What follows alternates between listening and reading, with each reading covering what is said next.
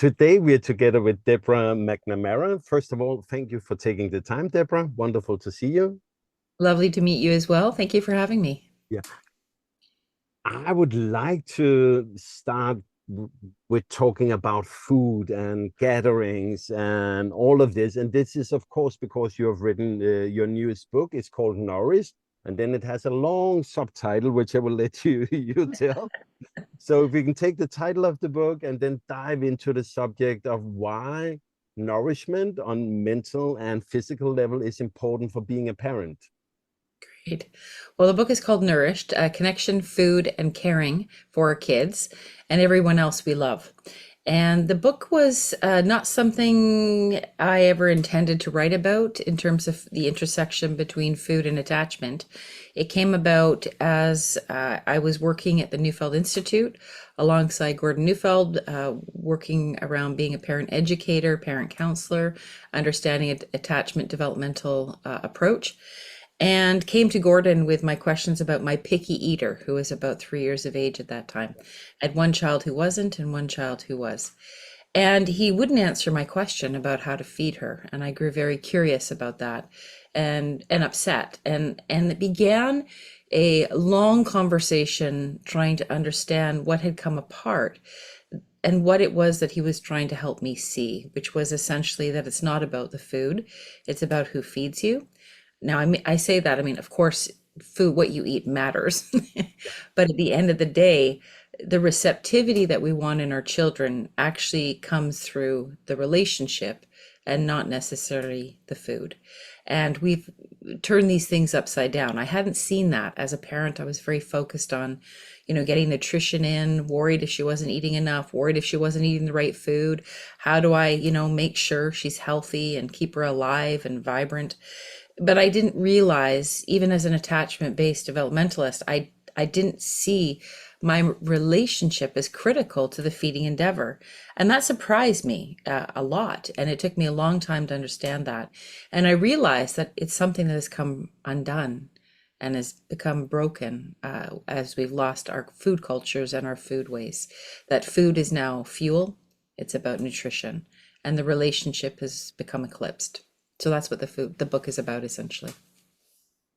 And Just for the listeners, so where do you live in the world? Oh, Vancouver, British Columbia, Canada.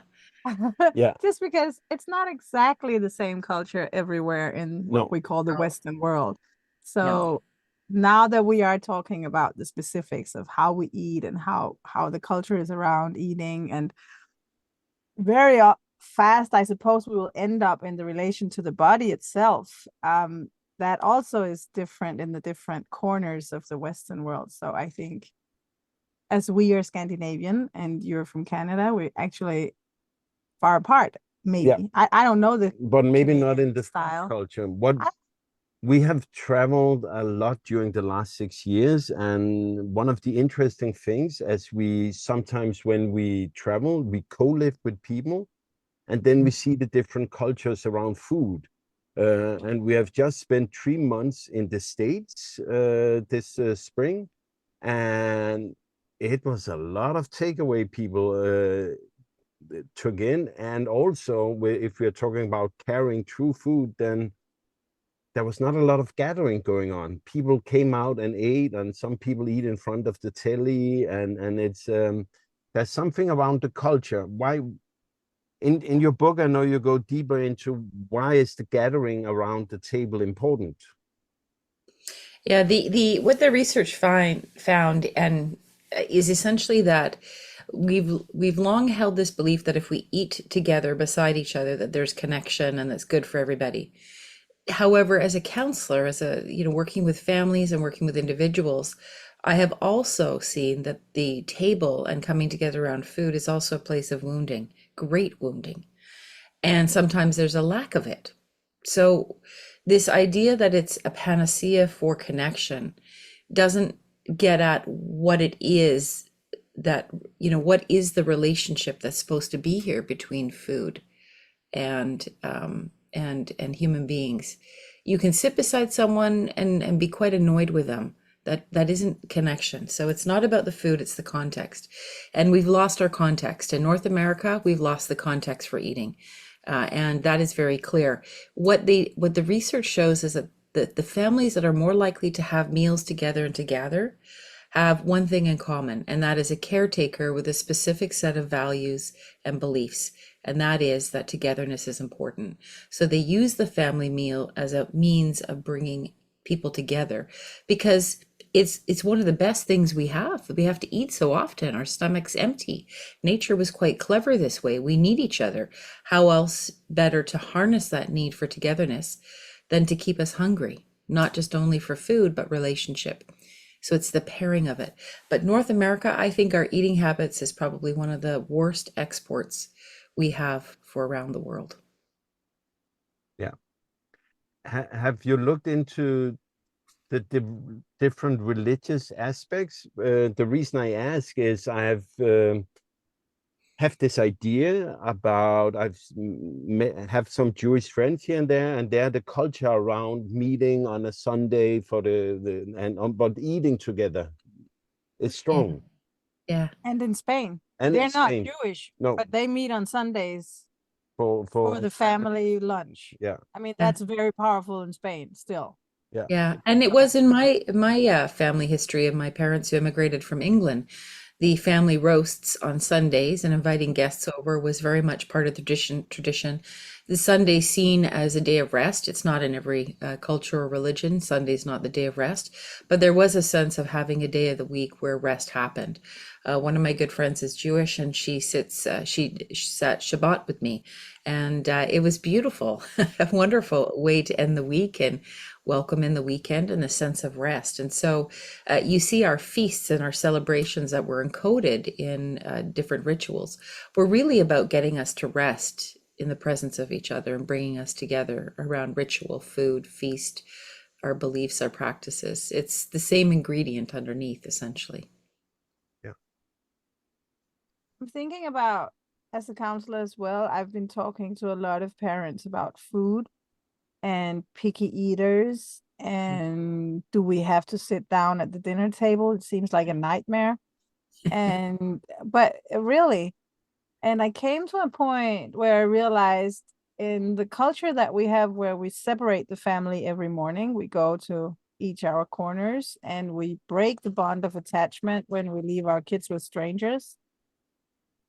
The family meal in the afternoon or evening is when we bring it all back together and have to repair all these things, all the wounds that we made in the morning.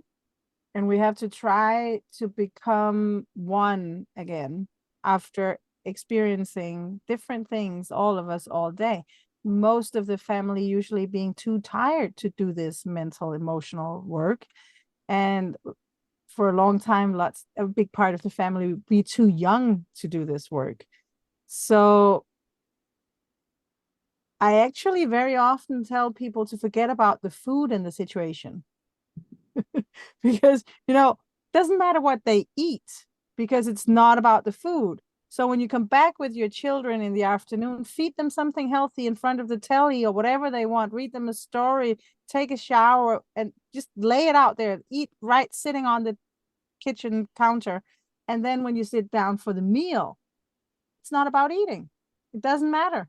What matters is the togetherness, that you have this ritual of coming together, repairing the wounds. And maybe some days of the week, the dinner table is not the way to do it. Maybe some days of the week you go for a walk, or you go to bed early and read 10 fairy tales, or, it could be other things. But I realized that the two layers, especially for younger children who's been separated from the family the entire day, the two layers need to be understood. And now you say I have to bring it back together, which I agree with, but I don't agree with the separation in the morning. So You said a lot there, and a lot I of do. important. I know. I'm sorry. I'm No, babbling no, already, but and it's we're all like 5 minutes in. Yeah, no, it's all interconnected, and that's the thing. It's hard to tease apart each little separate part because they really do belong together. And Yeah. so, we weren't meant to tease it apart, I think, so carefully. However, when things aren't working well, That's really all we've got left with now, is to actually examine what's come undone. So the key construct, I want you to forget about, say we didn't have a table, right? Say we could just trust that a caretaker would make the best choices about food that was available to feed their families. Let's just put the food business in the hands of the caretaker and say they're going to make the best decision they can, because I trust parents and I trust that they'll make the best decision that way. So say we could assume that. Say it wasn't about the table. Then what is it about? What is it about at the essence? It's an invitation for dependence. That's all attachment is. It's an invitation for dependence. But you can love someone, but you can't feel cared for by them unless it's expressed in some sort of form or fashion. So food becomes the form in which we express our love, and which moves into caretaking. So at the essence, what feeding and eating is about a relationship of dependence. You have a gift, which is the food. You have a receiver, which is the child or the individual, and you have the giver. And it is the relationship between those three things that must come together in a way that brings us to rest. If you have that, you could be on the space station eating. You could be having a picnic outside.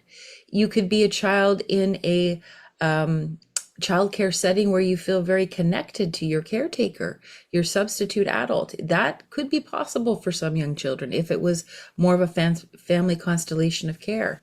And that child could come to rest in the care of that adult. And that food could then be used for its intended purposes as the gift that it is, to nourish us fully, body, heart, spirit, mind. And so we get so caught up in what food are we serving, where do we eat it, what's the best recipe, who, we should be concerned about who's feeding our kids. Do they have a relationship to that person? So we need to ask different questions, but we do need to ask questions, but we need to replace the ones that we're asking with relational developmental questions. How do I help my child explore food around them? How do they play with the food? How do they come to know food for themselves? How do I create a climate where they feel safe enough to explore tastes and textures and not feel pushed or coerced? Like, those would be the questions that I would want to replace our current ones with. I have a little jump here because one of the things that struck me with some of the things about your book is the taking care part. And for example, after 20 years of marriage, I have now started to make coffee to my wife from time to time. Oh, we can still No. count it, only use it once. That's No, okay. but let me tell Was our 10 years anniversary. Sorry? Let me tell the story, Cecilia. So when I look back and I'm like, oh man, how stupid have I been? It's when we got to, was it child number 4, Cecilia, to the story is that I was not very good at making coffee. I didn't drink coffee myself, so I didn't care a lot how it ended up tasting, but it forgot the whole taking care of my wife part in it. And when we were around child number 4, my solution was to buy an espresso machine she could hit with one button, and then it would make a coffee. Then I have taken care of her. I'm like, oh man, where was the vitamin love in that? Where was the so yeah, I'm Well, I trying to wouldn't get better. I would thank you for an espresso machine. There was some thoughtfulness in it. I had a client once who, in the story in the book, and he actually had retired, and he realized that the key to his success going forward in terms of his marriage was bringing his wife a cup of coffee each morning and checking in for 15 minutes. And I just thought the simplicity of it, the simplicity of the invitation. If my daughter says to me, can we go out for a lavender latte? Or, I realize now she's not really just asking for a lavender latte. We don't need to drink a coffee with someone else. We don't, we can eat alone. That is possible, but it's not nature's intentions. And why isn't it? And that's the most important question. And there's many ways that we can take care of people, even if you don't get coffee.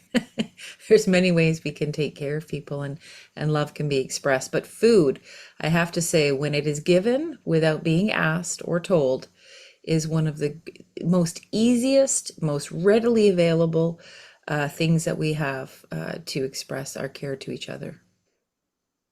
will also say, and this just comes from a personal experience level, sharing the meals, there's like this heartbeat of life in it, really. We skip it sometimes, but usually as a family, we share 2 meals every day. So we sit down for lunch and we sit down for dinner, all of us at the same time, and we eat more or less the same thing. We make something, we put it in the middle of the table and we share it. Sometimes we skip it, and usually we regret it. Yeah.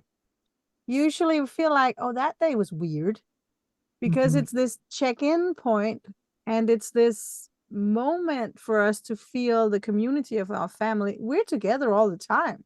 The kids are homeschooled and we live in a van. I mean, it's not like we're never very far away from each other, but still, to have this moment set aside for just having a little conversation, cooperating a little bit, sharing, which is a great thing. If there's only half a cucumber, we all have to hold back on the cucumber and have a conversation about buying 10 more tomorrow. The whole thing. When we don't do it, we regret it. Yeah. Yeah. Yeah. And there's also that sense that, to eat and to digest your food, just like if you're going to sleep, you have to be at rest. If you're going to digest your food, you also need to be at rest. The idea that we should be working and also eating doesn't understand how our body works well. And so actually coming to rest and not having to focus on work or problem or task, and just coming into relationship with your daily nourishment, whatever that might be. You might be on your own, but you might be connecting, to a particular meal with a memory, or to, how fresh the strawberries are, and feeling taken care of by Mother Nature. Like, coming to see food as a gift actually nourishes you far beyond just what happens with each other. And so the levels of relationship are multiple. It's relationship to oneself. It's coming to rest in one's way back people and ancestors and what they ate or recipes passed down. It's relationship to the land and who and how we are being fed and what we're eating and what it connects us to. Like, there's tons of research to show that when people return to, when I've looked at sort of the research in Canada around our Indigenous peoples, that returning to not their original source of food actually reduces tons of health related issues in them. Returning to, say, on the west coast, the salmon and the bannock and the potatoes that were once grown on the land, the herring and the roe. And this actually has health benefits. Why? Because you're coming home. You're coming home to your history, your ancestors, to your land, to yourself. And so this is this beautiful relational sphere that we're meant to enter into with food, not simply just to grab a sandwich, shovel it down, get back to work. That's the industrial model of eating. That isn't a cultural way, and that isn't a relational way. And that's what's really important, is that we're so stuck in it. We can't even see ourselves outside of it anymore, unless you have the benefit of going to some, places on earth where it's still preserved, where relationship is still preserved, in the eating and feeding process. Yeah. Besides reading your book, which I think people should do, then if you are a mom working and your two parents out working, you come home, and what are your suggestions they should do? Because I would, if you don't have the structure in your family where you cook and everything, I know Cecilia sometimes, I will get to a question. I know Cecilia sometimes uses hours and hours in the kitchen. And when we co-live, we really enjoy working in the kitchen together with our friends. I'm just imagining being two parents going to work, and now they're like, oh, now I also need to make a gathering, and just being more stressed out. So where should you start?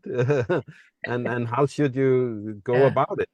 Yeah, this is a great question. Well, it makes you realize, number one, that I don't think we're meant to do all of this on our own, as we do. And so it just doesn't seem to make sense, this nuclear family trying to survive on their own. It doesn't make sense.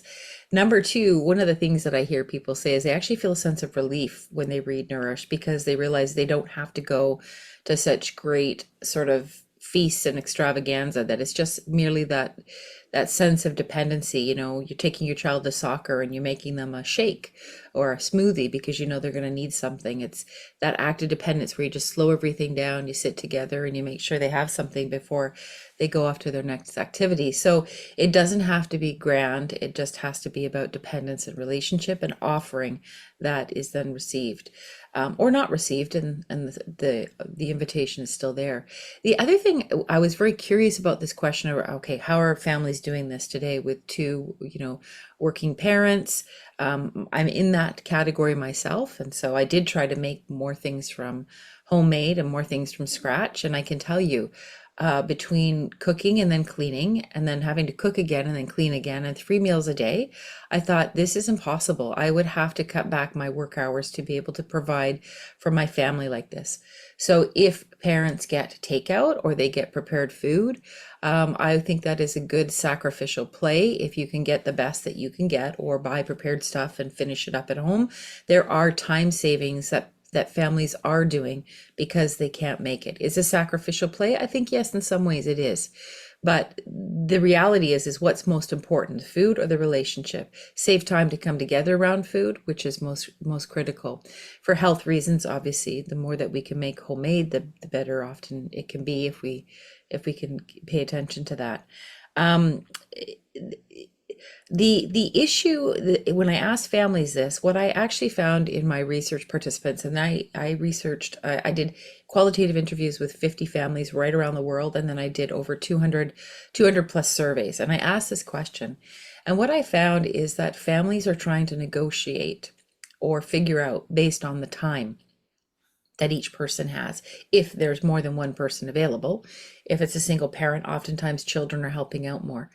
But they're negotiating it. It's not just set in stone who's going to do the cooking. Sometimes it's you're picking up groceries, I'm doing this, you're cleaning up.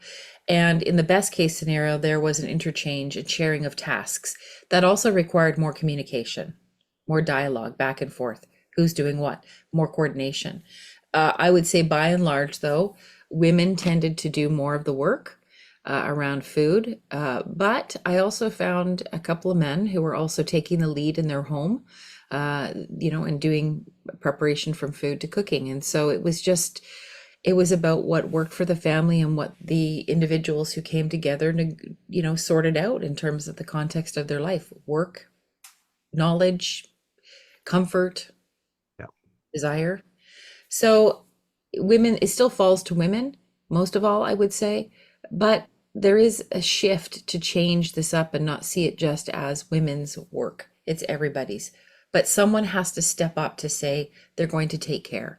Who takes the lead? Who assumes responsibility? How do we do that if we share that? Those are the key questions that we need to ask. So, yeah, there's no one prescription. There's no one prescription here anymore. There can't be. It's too complicated with the nature of our work. Did you look into saying grace also? I asked because in our American visit and with some American friends we have in Germany, wonderful family we live with every time we pass in and out of Denmark. They have a song they sing, or they say grace, and some part of me is like, it's a little weird. But when we leave and I come to a new place and people just put stuff on the plate, I'm like, hey, something is missing. I actually miss it sometimes. So have you looked at that as part of your research? Yes, so what grace represents is that anytime you go into a place that where you're meant to come to rest, there has to be a shift and a doorway between work mode to play or rest mode. And so what happens is in our rituals, when we sing our song, when we say a grace, a prayer, a poem, a reflection, we be quiet for a minute. It doesn't matter what it is. It's to demarcate the transition between work to rest. So every family could have a different ritual that way. You could light a candle. You could just sit down and be quiet. There could be a boisterous song. In every different nationality, I tried to look for, cheers or bon appetit or che provice or slancheve or just different ways to express it, to say cheers. And there's this sense of, coming together to say, this is begun, enjoy your meal and relish. And so it pushes you into that rest mode. So that's why it's important. It can have religious connotation or not. It it reflects who you are essentially. But it's important because it's a signal. Like, how do you know how to drive, on a road? Red, yellow, or green. You need signals to know what is my next move here. And it becomes a cue for the body. Then the body knows, okay, this is a rest mode. And the more you repeat it, the quicker you can get into that rest mode, which is the benefit of pattern repetition, that neurological wiring that allows us to go better into that rest mode. Sort of reminds me of another phenomena that took me some years to understand the importance of, and that's board games. I'm thinking about how the family we live with now, they don't say grace or sing a song, but we do have the culture of coming together in the evening, sitting down, sharing a great meal. The husband is a chef, so it's always lovely food.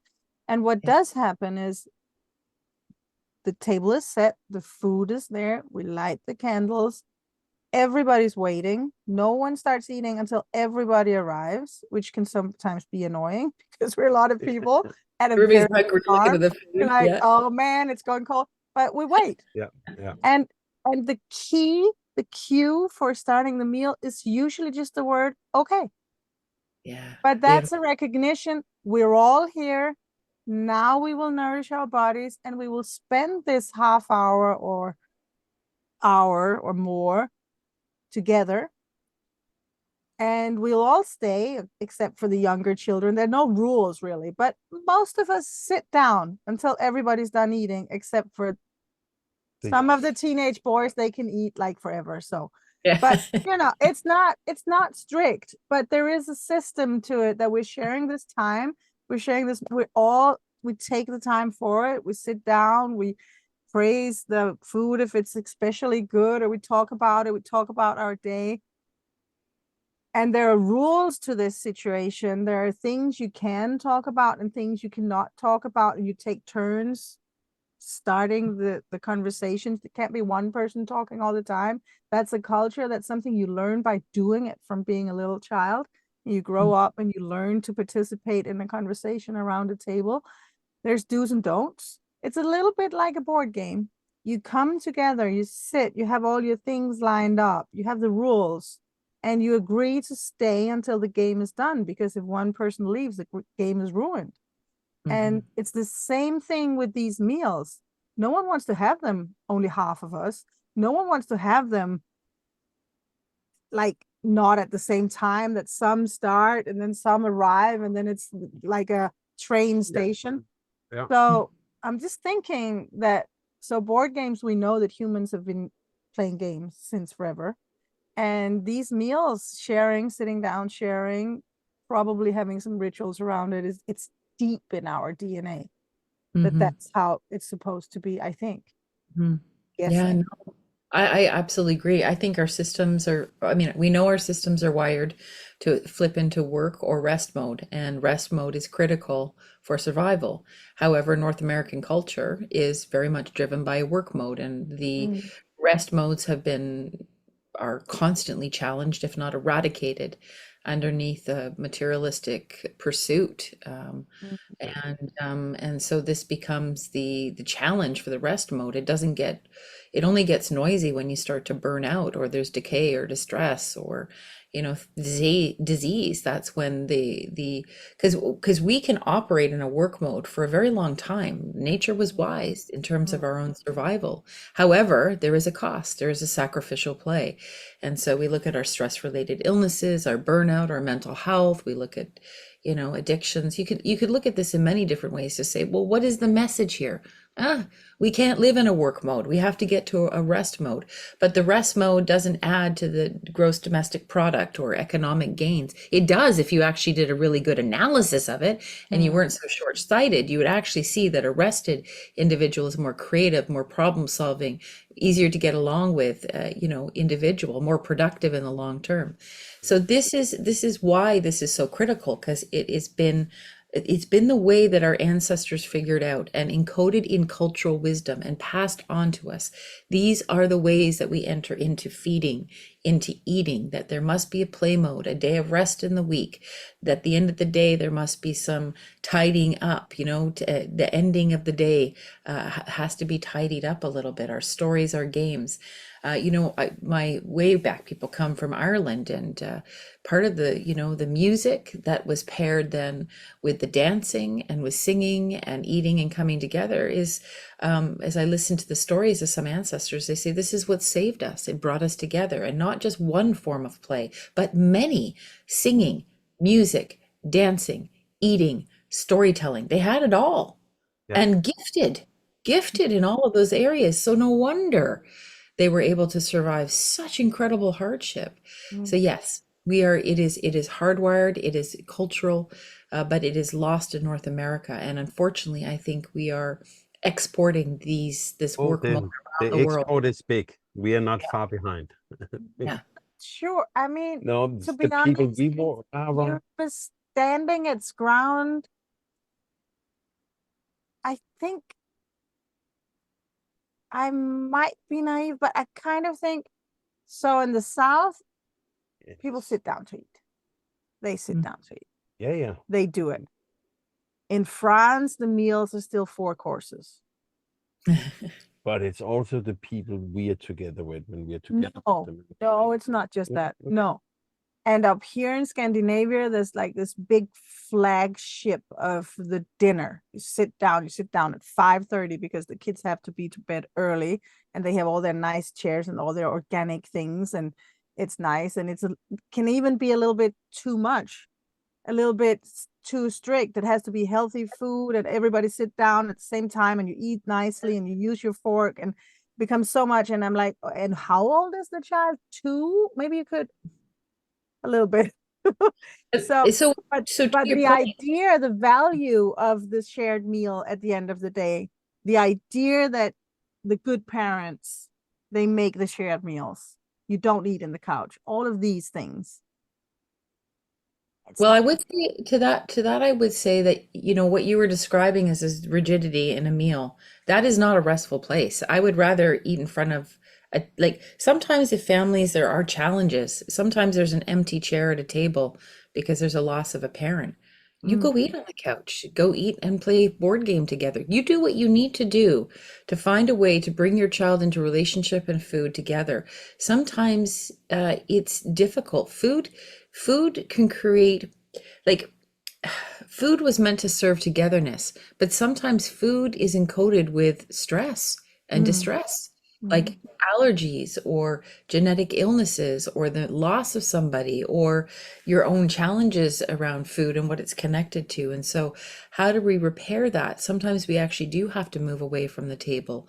And so, so think of it very fluid in the sense of, how do I invite my child to rest in my care with food, its greatest uh, you know invitation. Come rest in my care, because food is very vulnerable. It's a very vulnerable thing. You have to ingest it, and that means that it impacts the interior of your world, and it could hurt you and harm you. You think about poisoning and all that kind of stuff. It's a very vulnerable thing to take something into your body. So it's about dependence. Does this person trust me to take care of them? You can see, if a child was in a store and someone was at a food tasting center, and they said, do you want some food? The child should hopefully, no, I don't know you. I'm not meant to be fed by you. It doesn't make sense. It's not about the food.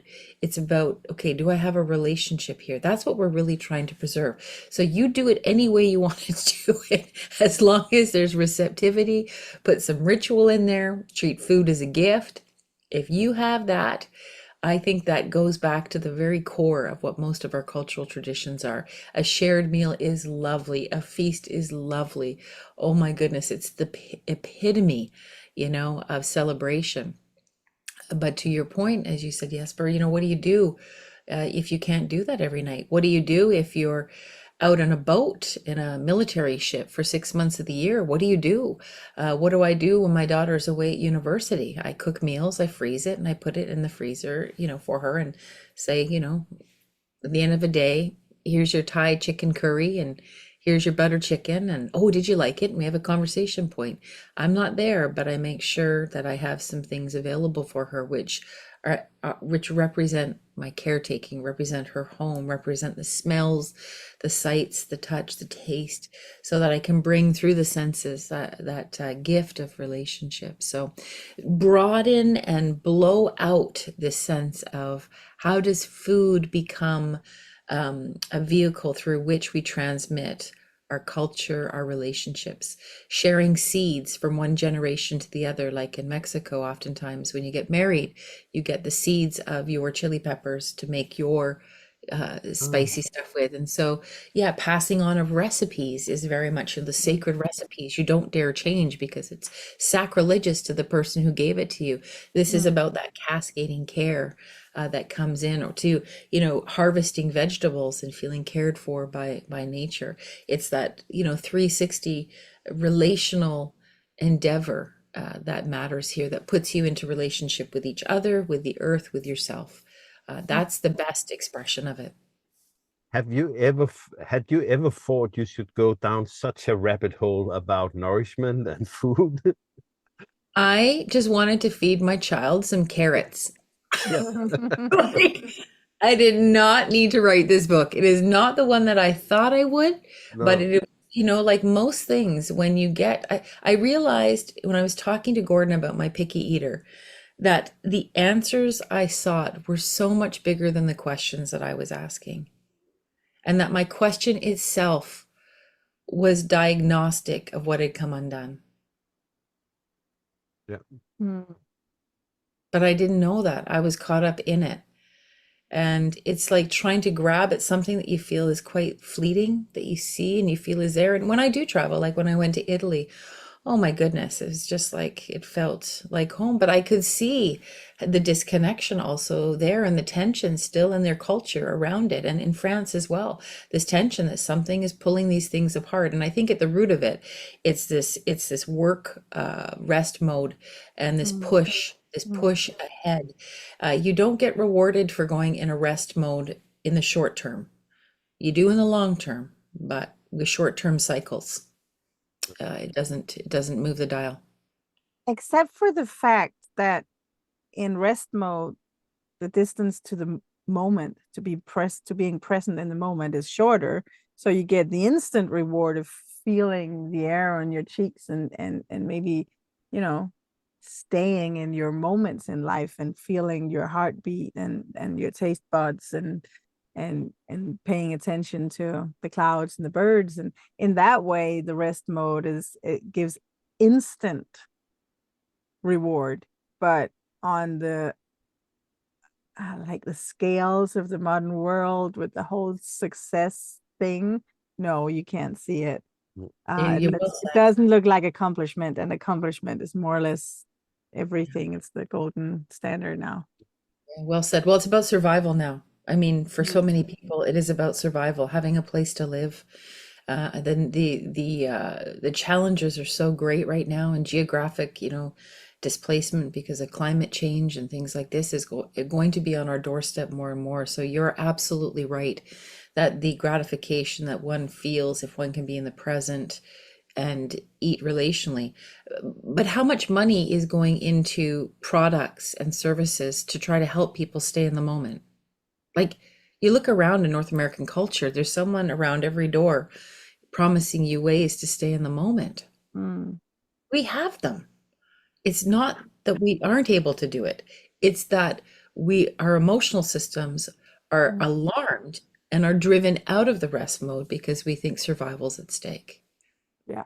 Yeah. What is there something that surprised you the most in your findings? Hmm, great question. What surprised me the most? Um, I think what surprised me the most over and over and over again, how I kept running in to this area and having to reinterpret what exists, like the family meal as the only place we can do togetherness. No, actually not. That nutrition is like Maslow's hierarchy, that food came first. I'm like, oh my gosh, no, it didn't. No. Food was meant to be served in the context of relationship. Maslow got it upside down. Maslow was a traumatized child. He actually didn't have love. Oh my goodness. He created a psychology out of his own unmet needs. Like every time I went into it, when I went into examining the gut, I'm like, oh my goodness, everything is wired together. Like from your endocrine system to your immune system to your emotional system and how food interacts with that. It all comes together in the gut. It's brilliant. Nature's ways constantly were brilliant to try to bring us together, to help us to take care of each other. The beauty of it, I felt like I was stepping into something sacred and beautiful that I could only catch a glimpse of, that there is this whole nature is so wise in pairing these things together, and culture preserved it. You know, Mm. the most thing that shocked me and saddened me most of all was that I found from one researcher, and I can't recall the name. I want to say Margaret Mead, but it might not be her. When civilized, in her study of ancient civilizations and the ones that didn't make it, that fell, the marker was that they all lost their culture. When culture broke down and couldn't preserve the unit of society being the family, then the families couldn't protect their children. And ancient civilizations, it was the number one marker of a civilization's demise, that culture no longer preserved the ways. And I had, you know, goosebumps when I first read that, because I thought, oh my goodness, I feel like we're in the middle of that. Mhm. Has to be a different way. Could we become conscious of what is being lost in order to repair and find our way through? And that's my hope. Yeah. So how do we start? Can we make a little pep talk for the listener? It's not about sitting down around the table. Mm-hmm. What is Mm-hmm. it? What is the to-do list? To-do list. Well, is to see food as a gift. And so what gift is it that you want to give to your family that represents you, that represents your care, that is within your capacity to give? Is it, finding a way to represent through food your connection? It could be bringing someone a cup of tea or a cup of coffee. It could be as simple as that. I'm learning. It's Yeah, to yeah. let yourself be moved from that place, to feel your yearning to take care of someone and to take that care and to push it into a symbol of food. Don't talk about the food. Don't talk about your caring. Just make an offering and watch the receptivity, and keep making an offering, keep making an offering, keep making an offering. Can I add something? I think so. You talk about the perspective, really, that have this perspective on the food that you're making and sharing, that it's part of the relation, and that's the most important element of the food.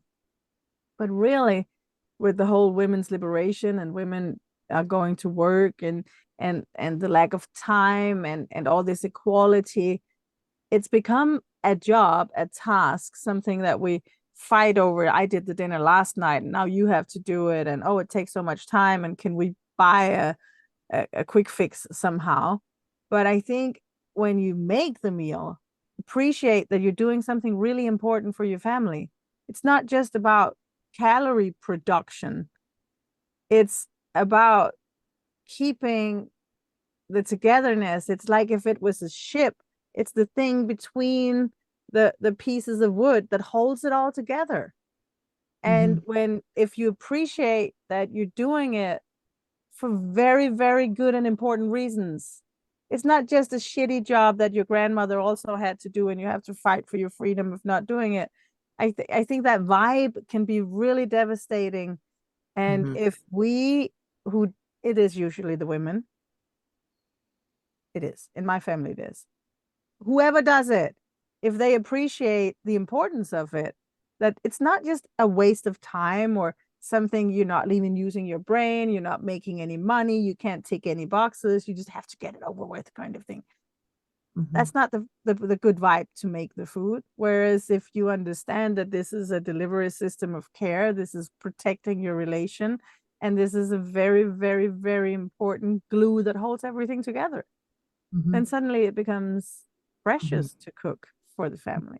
It does, and it knows no gender, it knows no age, it No. knows no religion or gender identity or sexual orientation. It's just an act of caretaking. There's no difference here that should divide us. What we have to remember is that in order to get women, their work moved into the workplace outside of the home. That was the biggest sociological change in the last 100 years. And that is what survival requires now, is the two incomes. Feminists might argue that it's also about emancipation, economic equality, and all sorts of other things for sure. At the very basis of it, our children need to be taken care of. Our families need cohesiveness. How are we going to do that is still our responsibility, whatever the context and choices of our life are. As a individual with a PhD, a full-time job, and two children, I had to make decisions about where my time and my values and my desires were going to be expressed. And that is, if you have the luxury of making some decisions, not everybody does, then you make it. You make it around what is important to you. But someone needs to take the lead. Someone needs to assume responsibility for this. We all need to be cared for, and food is its greatest expression. So it's an invitation for families to figure that out. And of course, if you want, women to come in the home, out of the home, then you have to oftentimes devalue what they're doing in the home. And that devaluing cost us greatly. Our matriarchs held things together and were the key to survival in a different way, but that wasn't valued. So there is no honoring of the role that they played there, and a demeaning of it. And I think that's a great tragedy. When Margaret Mead did her research in World War II with Kurt Lewin, who was a psychologist, to say, how do we get people to eat more organ meats, because they were shipping a lot of meat off to the war for soldiers who were fighting. And so you can't just kill a cow and not use all of it. It's a waste. Everything had to be used. And so they needed people to eat more of the organ meats, but they weren't. And so they did a research project. The US government said, how do we get people to change their food habits? And the number one thing that it came back was, you have to go to the caretaker responsible for food in the home. That is the only way that food habits change. So who gets marketed to now? The caretaker assumed responsible for food, and now directly to children, to take it out of their caretaker's hands. Food marketers are going directly to children, who are then commanding what they want. And they're also going to try to meet the needs of the caretaker. How do we solve what they perceive as their biggest problem? And so it dislodges and displaces a system of care. So yes, return to your caretaking. That's the message. With food as the greatest delivery system. As best you can. I would love to continue down this subject, but we also try to keep our podcast not too long. So I will ask with two questions. Questions. Oh, yes. The second is the short one, which is, it would be wonderful, after you have answered the first question, if you can tell people where they can find more about you and your books. But the first question is, can you taste love? Did your research say anything about that? Yes, it did. I asked every single person I interviewed, can food have love in it? And every single person said, yes, it does. Wonderful. And then Well, we all know it. And then I asked, well, tell me how? How do you know that it does? And there were three things that they said when I collapsed everything into the themes.